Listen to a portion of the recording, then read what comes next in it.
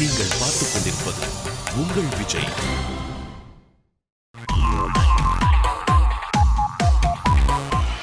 Clapping. Start camera. 1 by 1, take 1. Action.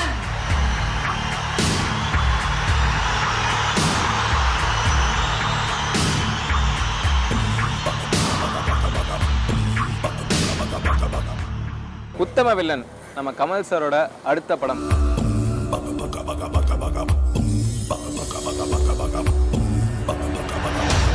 அவரோட நெருங்கிய நண்பர் ஆக்டர் டைரக்டர் ரமேஷ் அரவிந்த் இந்த படத்தை டைரக்ட் பண்ணுறாரு. கமல் சாரோட படம் அப்படின்னாலே ஜென்ரலாகவே எக்ஸ்பெக்டேஷன் ரொம்ப ஹையாக இருக்கும். இந்த படத்துக்கும் அதே மாதிரி செம்ம எக்ஸ்பெக்டேஷன் அப்படின்னு தான் சொல்லணும். இந்த படத்தில் நிறைய யங்ஸ்டர்ஸ்லாம் நடிக்கிறாங்க. விஸ்வரூபம் படத்தில் அவர் கூட சேர்ந்து நடித்த பூஜா குமார் இந்த படத்துலையும் நடிக்கிறாங்க. அகைன் விஸ்வரூபமில் நடித்த இன்னொரு கேரக்டர் ஆண்ட்ரியாவும் இந்த படத்தில் நடிக்கிறாங்க.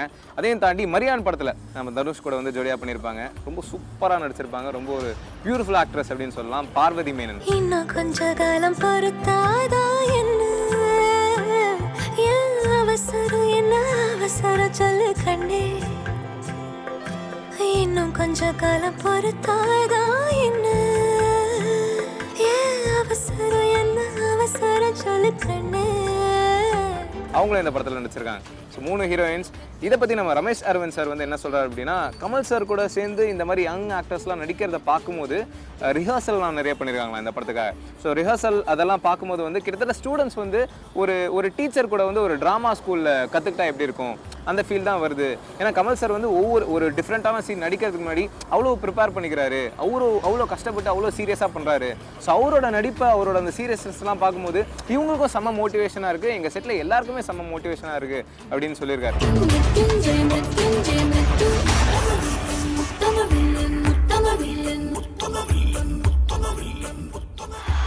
அதையும் தாண்டி இந்த படத்தில் இந்த யங் ஆக்டர்ஸ் கூட சேர்ந்து இன்னும் நிறைய எக்ஸ்பீரியன்ஸ்டான ஆக்டர்ஸ்லாம் நடிச்சிருக்காங்க.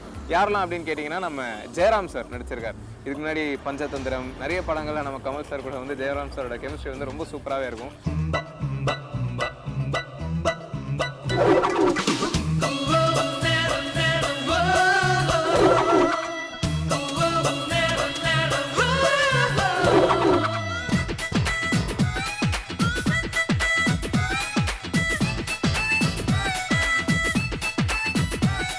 நாசர் சார் நடிச்சிருக்காரு. ஊர்வசி மேம், அதை பற்றிலாம் சொல்லவே வேணாம். நிறைய படங்கள் அகைன் ஊர்வசி மேம் கூட சேர்ந்து நம்ம கமல் சார் வந்து கலக்கியிருப்பார். மைக்கேல் மதன காமராஜனில் 2 பேரோட அந்த காம்பினேஷன்லாம் வந்து சான்ஸே இல்லை, எவர் கிரீன் அப்படின்னு சொல்லலாம்.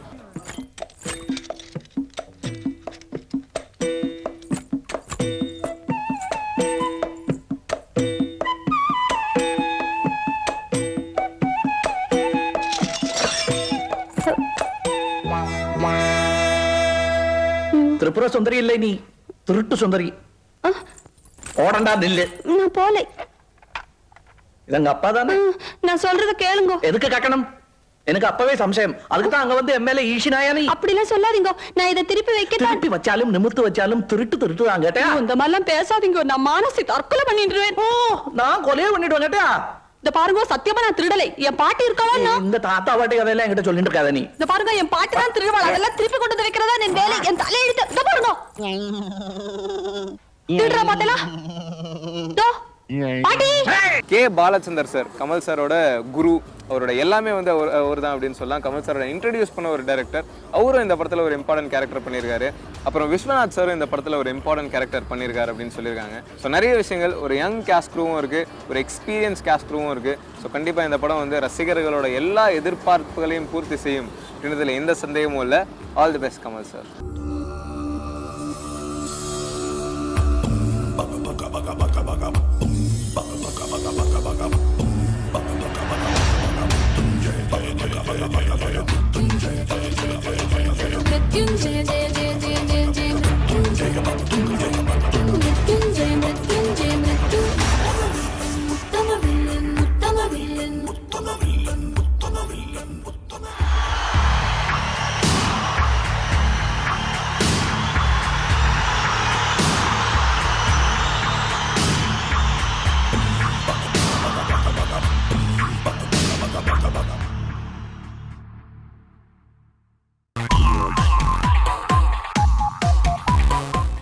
மக்கா வாங்க, எங்க நாடக பார்க்க வாங்க.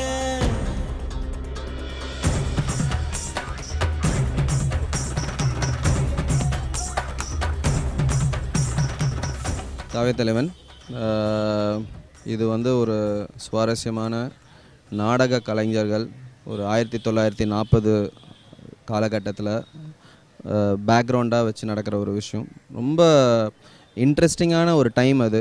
ஏன்னா வந்து வெளிச்சமே இல்லாத ஒரு நைட்டில் வந்து சடனாக ஒரு ட்ராமா ட்ரூப் அங்கே போயிட்டு ட்ராமா போடுறது, அந்த கலைஞர்களோட வாழ்க்கை இதெல்லாம் பிரதிபலிக்கிற மாதிரி தான் காவியத்தலைவன் இருக்கும். வாங்க மக்கா வாங்க எங்க நாடக பார்க்க வாங்க, வாங்க மக்கா வாங்க எங்க நாடக பார்க்க வாங்க, வாங்க மக்கா வாங்க எங்க நாடக பார்க்க வாங்க, வாங்க மக்கா வாங்க. ரொம்ப ஹாப்பியாக டான்ஸு மியூசிக்கு அப்படின்ற ஒரு காலகட்டத்தில் நடக்கிற ஒரு விஷயம் இது. இன்றைக்கி கூட எல்லா ஆடியன்ஸ்க்கும் வந்து ஒரு புதுசாக இருக்கும். ஏன்னா வந்து போகாத ஒரு இடத்துக்கு போய் இந்த மூவி வந்து உங்களை கூட்டிகிட்டு போகும். அந்த எக்ஸ்பீரியன்ஸ் வந்து will only make your thing better. So அந்த எதிர்பார்ப்போடு தான் இந்த படத்தை பண்ணியிருக்கோம்.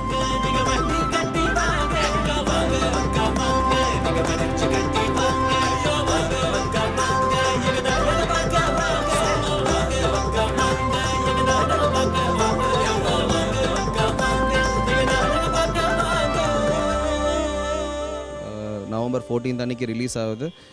நீங்கள் வந்து கண்டிப்பாக தியேட்டரில் பார்த்து என்ஜாய் பண்ணணும். தேங்க்யூ. வாங்க மக்கா வாங்க எங்க நாடக பார்க்க வாங்க.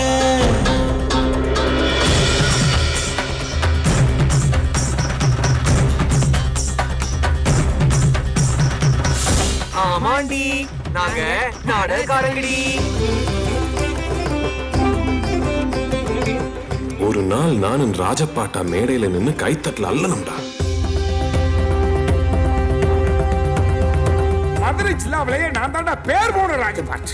அப்பயே பேர் போச்சா? வெற்றி என்பது எனக்கு ஒரு கொண்டாட்டமே அல்ல.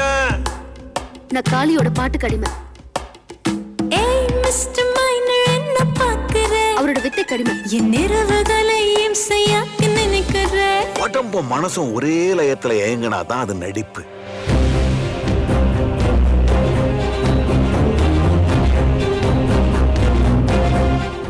மேடை கண்டவன் நான் நடிக்க மாட்டேன். காளி காளி காளி, எப்ப பார்த்தாலும் காளி, எல்லாத்துலயும் காளி. கூட்டம் தப்பின வார்த்தைனா நிக்க தசை தெரியல.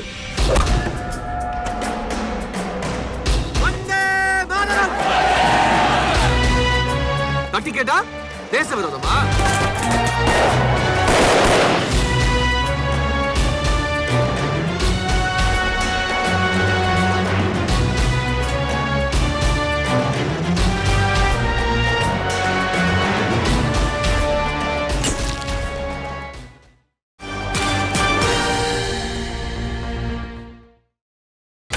நீங்கள் பார்த்துக் கொண்டிருப்பது உங்கள் விஜய்.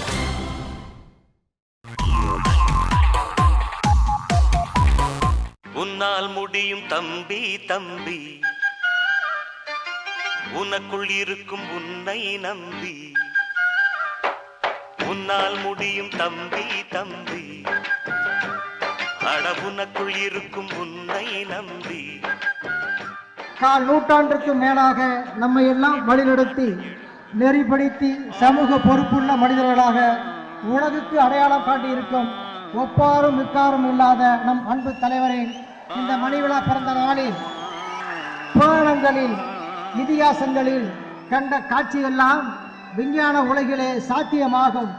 இந்த தருணத்தில் அன்பு தலைவா, எங்கள் அனைவரின் ஆயுளையும் சேர்த்து இன்னும் ஒரு நூற்றாண்டு வாழ்ந்து எதிர்வரும் தலைமுறைக்கும் தலைமை தாங்கிட இதய நிறைந்த வாழ்த்தி மகிழ்கின்றோம். 1978ஆம் வருடத்திலே நாங்கள் கல்லூரியில் படிக்கின்ற சமயத்திலே ரசிகர்களாக இருந்து போஸ்ட் ஒட்டுவது, தோரணங்கள் கட்டுவது என்கின்ற செயலை செயலாற்றி கொண்டிருந்த சமயத்திலே நிறுத்துகள் என்று அவர்கள் கூறிக்கொண்டு நற்பணி செய்வீர்கள் என்றால் இந்த இயக்கத்தில் இருங்கள், உங்களுக்கு ஒரு தகுதி, நீங்கள் சாலையை சீர் செய்ய வேண்டும், டிச்சியை சுத்தம் செய்ய வேண்டும், இந்த செயல்களை எல்லாம் நீங்கள் செய்வீர்கள் என்றால் என்னுடைய பெயரிலே ஒரு நற்பணி இயக்கத்தை ஆரம்பியுங்கள், அந்த இயக்கத்துக்கு என்னுடைய பெயரை வைத்துக் கொள்ளுங்க என்று நம்முடைய அன்பு தலைவர் நம்முடைய நட்பு இயக்க தலைவர் கட்டளையிட்டார். அவருடைய வாக்கினை நாங்கள் வேத வாக்காக நினைத்துக் கொண்டு இன்று 36 வருடங்களாக எந்த ஜாதி மத அரசியலும் இல்லாமல் நற்பணி ஒன்றையே நாங்கள் குறிக்கோளாக கொண்டு செயலாற்றி வருகின்றோம். நண்பர்களே, இந்த மாதிரி விழாக்கள் இதற்கு முன்பாகவும் நடந்திருக்கிறது, இதே அரங்கத்தில் நிகழ்ந்திருக்கிறது. ஆனால் பத்திரிகையாளர்கள் வந்ததே இல்லை. 30 வருடங்களாக அமைதியாக இதே விழாக்கள் இதையும் விட விமர்சையாக இங்கே நடந்து கொண்டிருக்கிறது. சற்று நம் ஆட்களை குறைத்துக் கொண்டு விருந்தினர்களை வரவேற்று இந்த விழா நடந்திருக்கிறது.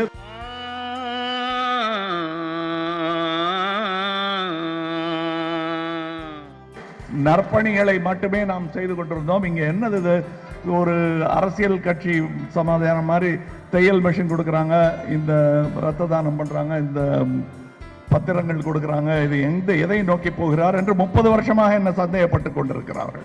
நம்மை பார்த்து ரத்த தானம் செய்வதும் கண்தானம் செய்வதும் அரசியல்வாதிகள் கற்றுக்கொண்டார்கள். நாம் சந்தோஷப்பட்டோம், கர்வப்படவில்லை. நம்மை பார்த்து பல கலைஞர்களின் ரசிகர் மன்றங்கள் நற்பணி மன்றங்கள் ஆயின. அதற்கு முன்னோடியாக நான் திகழ்ந்தேன் என்றால் அது பொய், நீங்கள் திகழ்கிறீர்கள் என்பதுதான்.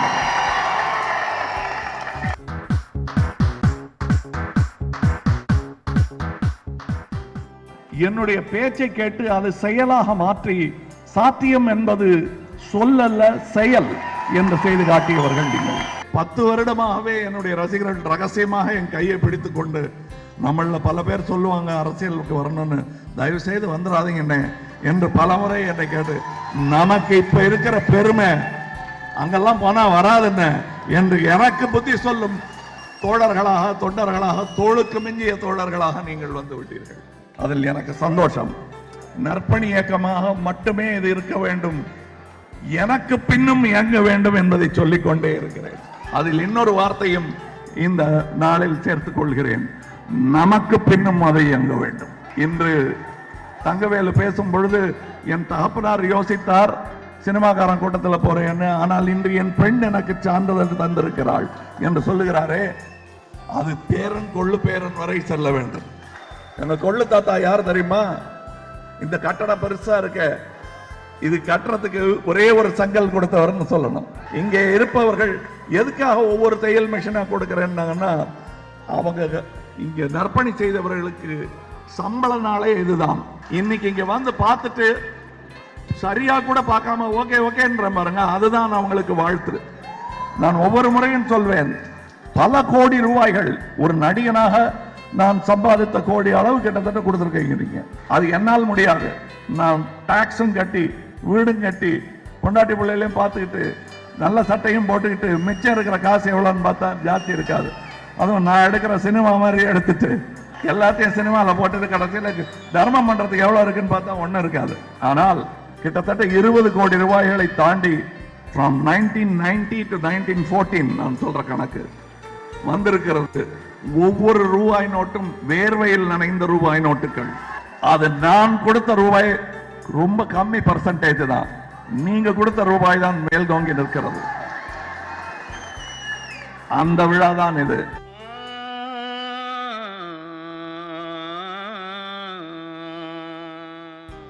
இதற்கு என்னுடைய கலை பயன்படுகிறது என்றால் அது சின்ன ஊசி, இந்த பேராடையை தேய்க்க உதவும் ஒரு சின்ன ஊசி. அதுவாகத்தான் நான் இதை நினைத்துக் கொண்டிருக்கிறேன். அதற்கு மேல் என்னை நான் பெரிய ஆளாக நினைத்துக் கொள்ளவில்லை. என்னை விட சிறந்த கலைஞர், என்னை பயிற்றுவித்த கலைஞர்களை எல்லாம் நான் பார்த்திருக்கிறேன். என்னை விட சிறந்த கலைஞர்கள் உரு தெரியாமல், பேர் தெரியாமல், ஏழ்மையில் வாடி மாண்டதை நான் பார்த்திருக்கிறேன். சோ நான் பெரிய கலைஞர் அகந்து கிடையாது, நல்ல கலைஞர் நம்பிக்கை இருக்கிறது.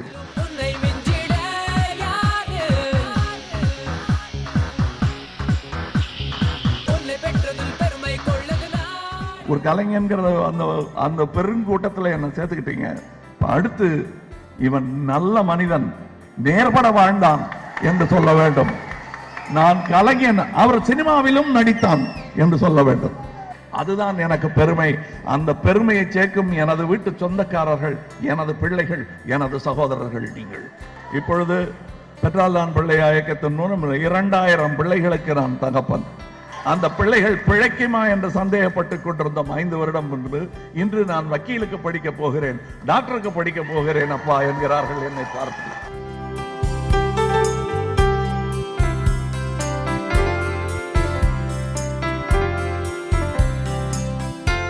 நற்பணி செய்ய வேண்டும், சுத்தம் நமது வேலையாக இருக்க வேண்டும் என்று சொல்லி 30 வருடங்கள் ஆகிவிட்டன.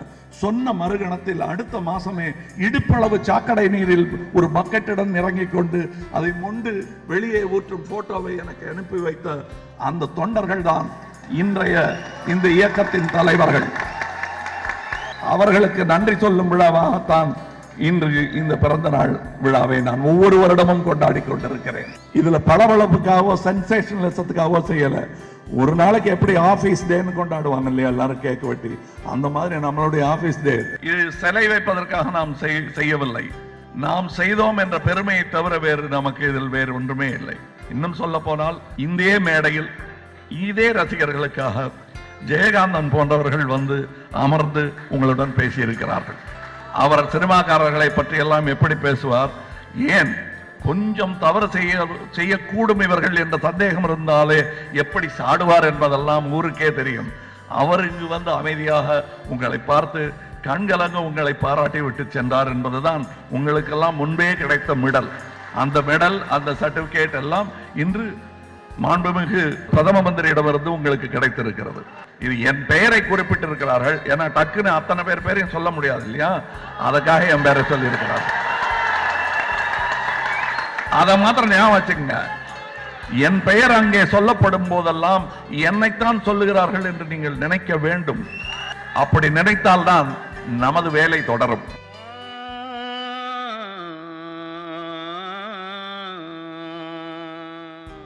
சரி, இது ஒரு நிறைவு விழா மாதிரி பேசுறேன்னு தயவு செய்து நினைச்சிடாதீங்க. இன்னும் ஆரம்பிக்க கூட இல்லை நம்ம வேலை. போக வேண்டிய தூரம் நிறைய இருக்கிறது, நிறைய வேலை இருக்கிறது. இன்னும் நம் ஊடகங்களும் கலையும் பெருகி வளர்ந்து கொண்டிருக்கின்றது. செய்தியும் பொழுதுபோக்கும் கூட கலக்கும் நேரம் வந்துவிட்டது. இப்பொழுது வெவ்வேறு ஊடகங்கள் ஒன்றாக கலந்து வெவ்வேறு அரங்கத்தில் அரங்கேறும் புதிய நூதன விஞ்ஞானம் நம்மை நோக்கி வந்து கொண்டிருக்கிறது.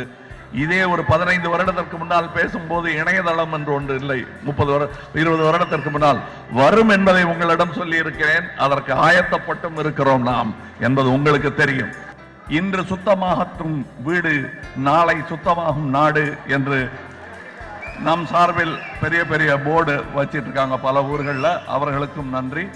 வந்திருந்த விருந்தினர்களுக்கு நீங்கள் யார் என்பதை அறிமுகப்படுத்த கடமைப்பட்டிருந்தேன்.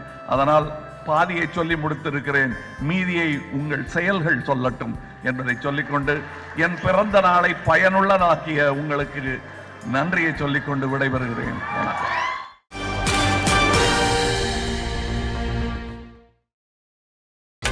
நீங்கள் பார்த்துக் கொண்டிருப்பது உங்கள் விஜய்.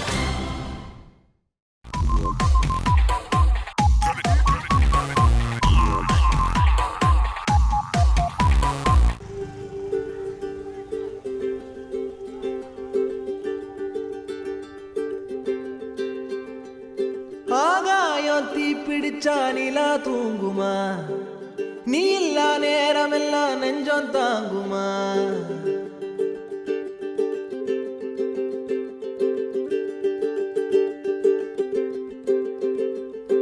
ஆகாயம் தீப்பிடிச்சா நிலா தூங்குமா, நீ இல்லா நேரமெல்லாம் நெஞ்சம் தாங்குமா. சோளக்காட்டு பொம்மைக்கு ஒரு சொந்தம் யாரும் இல்ல, கைய விட்டு காதல் போனா கையில் ரேகை இல்ல.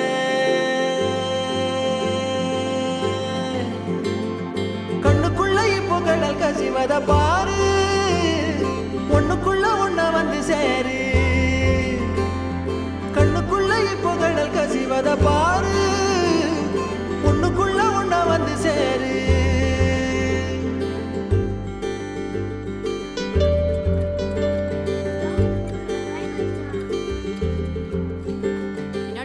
உனக்கு வேலையா? உனக்கு வேற வேலையே இல்லையா?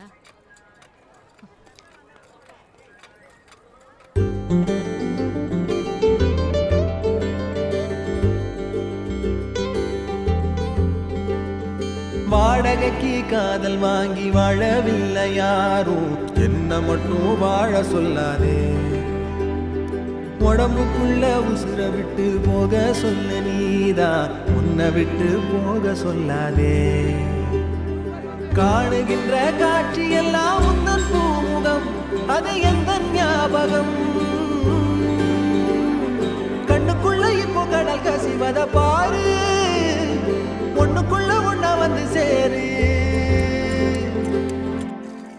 எதுவும் தப்பா நினைச்சுக்காதீங்கண்ணா, எல்லாம் நல்லதுக்கு தான். காதலுக்கு கண்கள் இல்லை கால்கள் உண்டுதானே, சொல்லாமலே ஓடி போனாளே. வேடந்தாங்கள் பறவைக்கெல்லாம் வேறு வேறு நாடு, உன்னுடைய கூடு நானடி. அண்ணாந்து பார்க்கின்ற கொக்கு நானடி, அந்த விண்மீன் நீ அடி. எதுக்கு இப்ப ஹார்ன் அடிக்கிற? நேத்து ஏன் என்ன பார்க்க வரல? உனக்கு என்ன விட முக்கியமானது நிறைய இருக்குது. இனிமே என் பின்னாடி சுத்துன. கண்ணுக்குள்ள இப்போ கடல் கசிவத பாரு, ஒண்ணுக்குள்ள ஒண்ணா வந்து சேரு. கண்ணுக்குள்ள இப்போ கடல் கசிவத பாரு, ஒண்ணுக்குள்ள ஒண்ணா வந்து சேரு.